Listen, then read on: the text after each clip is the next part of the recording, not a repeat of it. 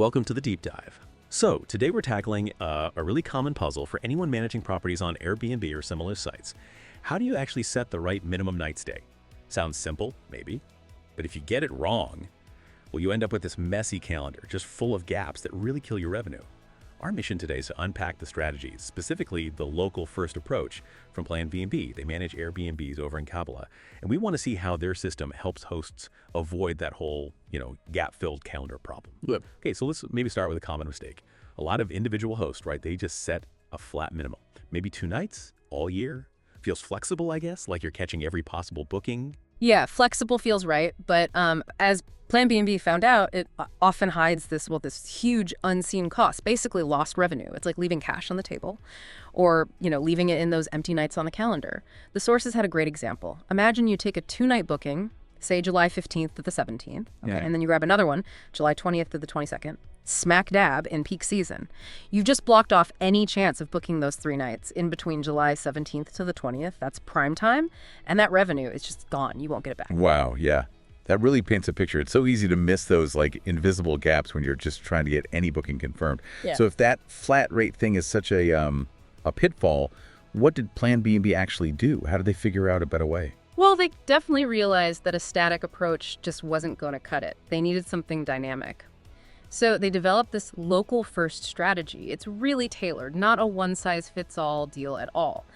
Basically, about 90 days out, they usually set a minimum stay of around 7 nights. That's the key step. It protects the calendar, keeps those long blocks open. Then, as the dates get closer and they see how demand is shaping up, they start lowering it gradually.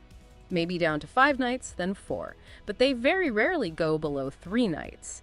The only real exception is maybe for, those super high-end villas where even a short stay brings in significant money. Huh. That's quite a system. Very strategic. And I can see how that would be particularly useful in places like Nea Peramos or Nea Iraklitsa, as you mentioned. Places where demand just goes through the roof in summer, but then really drops off in the shoulder months, right? But isn't there a risk, setting that high minimum initially? Don't you worry about scaring off guests who only want a shorter stay? That's a fair question, yeah. And it is a calculated risk.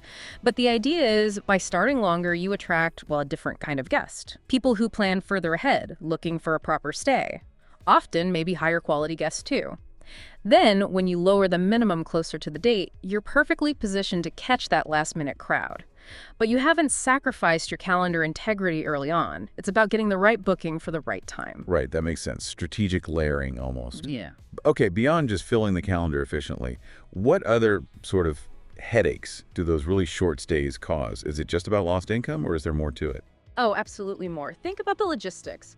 Short stays mean more cleaning, right? Higher cleaning costs, more check-ins, check-outs, more key handovers. It all adds up. It impacts the guest experience too, potentially.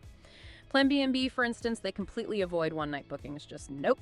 And they're really careful even with 2-night requests. 3 nights is generally their baseline. You have to ask, what's the real cost of constantly turning the property over for just 1 or 2 nights, all that hidden work? And longer stays, they just tend to work out better. Usually better communication with guests, fewer hiccups, fewer problems, and that often translates directly into better reviews, which, as we know, is gold. Good reviews feed the platform algorithms, boost your visibility. It's a virtuous cycle, really. It brings in more good bookings. Okay, so wrapping this up then, what does this all mean for you listening? It seems pretty clear that setting your minimum night stay isn't just some simple setting you forget about. It's about finding a balance, isn't it? Being competitive, sure, but without just giving away potential income or creating those annoying gaps. It really sounds like you need a system. You need to monitor things, tweak it for each property, not just guests. Exactly. And maybe this raises a bigger question for you to think about. If tweaking something seemingly small, like your minimum night stay policy, can have such a big impact, what other, small details in your own listings might be quietly holding back your profits or maybe even affecting your guest experience? Something to consider.